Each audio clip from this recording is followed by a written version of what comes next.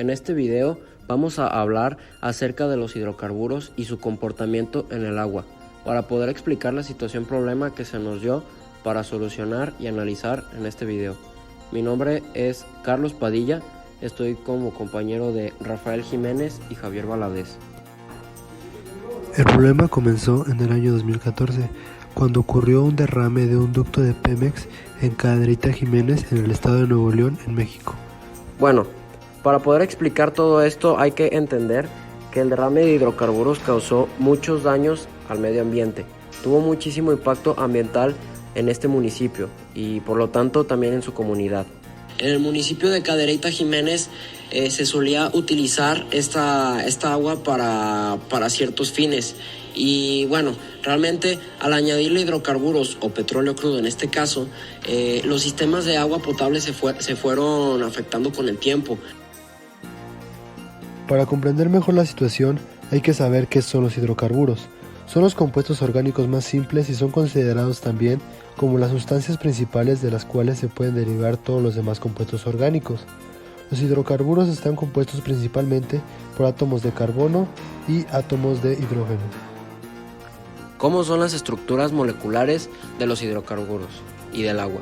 La estructura molecular consiste en un armazón de átomos de carbono a los que los unen átomos de hidrógeno. Existen dos tipos de hidrocarburos, alifáticos y aromáticos, que al mismo tiempo tienen más divisiones. Los alifáticos a su vez se dividen en alcanos, alquenos y alquinos. Los alifáticos también se dividen en saturados e insaturados, los saturados con enlace sencillo y los insaturados con enlaces dobles o triples.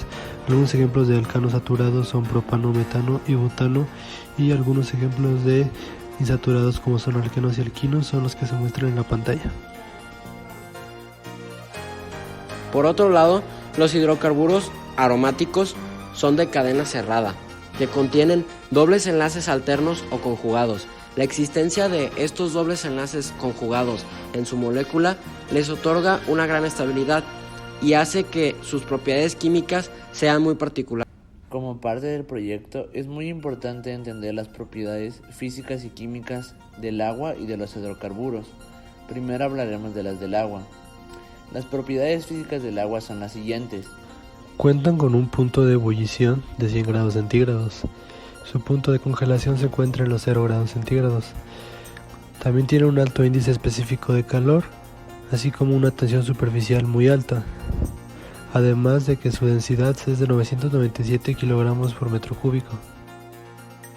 Otra propiedad física muy importante es que el agua la podemos encontrar en la naturaleza en sus tres estados de segregación: sólido, líquido y gaseoso.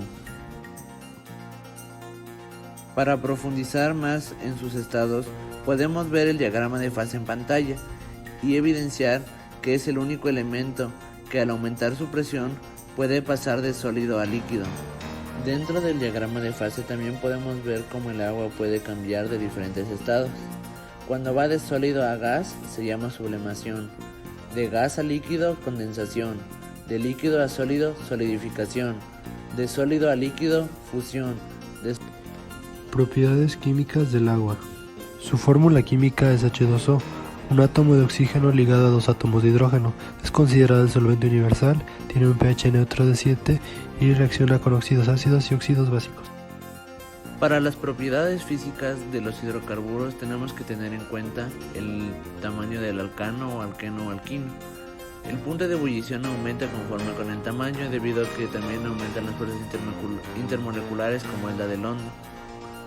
Los alcanos, por ser compuestos apolares, no se disuelven en agua, sino en solventes no polares como lo son el benceno, el éter y el cloroformo.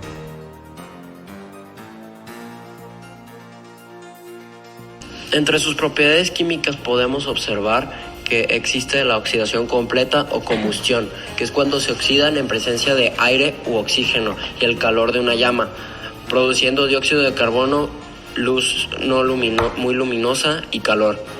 Por otro lado tenemos la pirólisis o cracking. Este es un proceso usando en la industria petrolera que consiste en pasar un alcano pesado por tubos calentados de 500 a 800 grados centígrados, que permite que el compuesto se descomponga en alquenos e hidrógeno.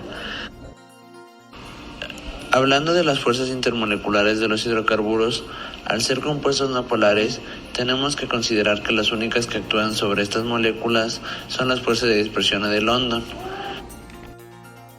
Cuando hablamos del agua, al ser un compuesto polar, va a poseer dos fuerzas intermoleculares, aparte de las fuerzas de London, que van a ser dipolo-dipolo, que está presente en todas las moléculas polares, y la de puente de hidrógeno, debido a que tenemos un hidrógeno unido a un oxígeno por enlace directo. Para entender cómo reacciona el agua con los hidrocarburos, es muy importante entender la polaridad de los dos. Como ya lo mencionamos anteriormente, el agua es un compuesto polar. Los hidrocarburos son compuestos no polares, debido a que generalmente su geometría molecular es simétrica y no tienen carga en ninguno de los dos polos. Al tener un compuesto no polar, como es el hidrocarburo, y el agua, que es un compuesto polar, la miscibilidad del hidrocarburo va a ser muy baja o casi nula con el agua.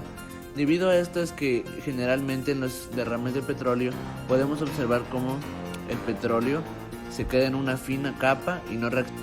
Además, es muy importante que, además de entender que no se mezclan por su polaridad, el petróleo flota sobre el agua debido a que la densidad del petróleo es menor que la del agua. Para darle una solución adecuada a este problema, realizamos una investigación exhaustiva y encontramos el método de Oleo Sponge, que es desarrollada por el laboratorio de Argonne. Esta esponja fue una solución hecha para poder absorber el petróleo en productos similares o en agua, y puede absorber hasta 90 veces su peso. Para entender el funcionamiento de esta esponja es de vital importancia entender cómo se hace. La nanotecnología inventada por Argonne es llamada SIS. Esta tecnología permite a los científicos relacionar materiales inorgánicos y polímeros. Oleo Sponge tiene 3 capas. La primera es una fibra de esponja. Esta fibra de esponja es poliuretano, que es una esponja muy común, generalmente usada en sillones o sillas. Como segunda capa tenemos la capa de óxido de metal. En este paso entra la tecnología SIS, que es la que nos permite realizar una inyección de óxido de metal a todos los rincones de la esponja, dándole así propiedades necesarias para esta absorción. Debido a que el método de la esponja es un método experimental, decidimos que también podríamos dar una solución un poco más real a nuestro problema. En este caso decidimos utilizar barreras oleofílicas, debido a que tienen la capacidad de contener y absorber grandes cantidades en derrames de agua o en tierra, además de que tienen alta flotabilidad. Estas no son tan buenas como la Oleo Sponge, debido a que no pueden absorber el petróleo debajo del agua y no se pueden reutilizar. Otro problema de esta solución sería el costo, porque pese a que sí se hace a nivel industrial y se puede comprar, el costo es bastante alto para la cantidad que necesitaríamos, en este caso de el derrame de petróleo. Bueno, mi nombre es Carlos Padilla y mi conclusión es que a pesar de que el derrame de Pemex fue repagado según eso un año después, sí llegó a afectar muchísimas personas y no solo en lo personal o en lo cotidiano, sino también que llegó a afectar en los recursos que ellos tenían que obtener o en la economía que ellos tenían, debido a que ellos se alimentaban, por ejemplo, de los peces que habían ahí o del agua que filtraban de ese río. Por lo que yo lo que quiero concluir es que deberíamos de concientizarnos más a que esto ya no vuelva a pasar. Mi nombre es Rafael Jiménez y mi conclusión es la siguiente. Como pudimos ver, se generaron alrededor de 4.000 barriles, y esto no solo afectó al ecosistema, sino también a las personas, a su trabajo y a su economía, además de su salud. Por lo cual, aparte de nosotros dar una solución para el problema actual y podemos hacer el tratamiento, también pusimos una de prevención. Y no solo debería ser de prevención, sino también las cosas deben ser más controladas y debe existir una concientización de cómo toda esta situación afecta a las personas y a la resto de la población. Bueno, mi nombre es Javier Francisco Valadez Hernández y mi conclusión es que fue realmente lamentable lo que ocurrió con el derrame del ducto de Pemex, ya que Fue un hecho que impactó de muy distintas maneras a una comunidad y considero que las autoridades correspondientes y los encargados de, en este caso Pemex, deberían tener mucho más cuidado para evitar que vuelva a suceder algo de esto, ya que el impacto que se genera es muy severo en los habitantes de la comunidad de Cadereyta Jiménez, desde el aspecto social, económico y también la salud de las personas.